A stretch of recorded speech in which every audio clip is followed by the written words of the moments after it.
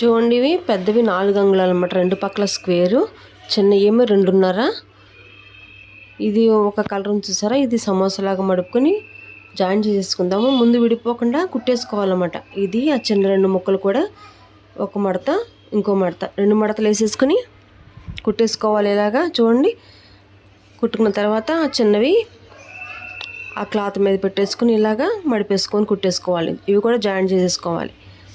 అవి జాయింట్ అయిన తర్వాత ఈ పెద్ద క్లాత్లో సెంటర్ కన్నా కొంచెం కిందకి అటు ఇటు సమానంగా చూసుకుని దాని మీదకి కుట్టుకుని జాయింట్ చేసేసుకోవాలి. ఇది కూడా చాలా బాగుందండి, ఒకసారి ట్రై చేయండి.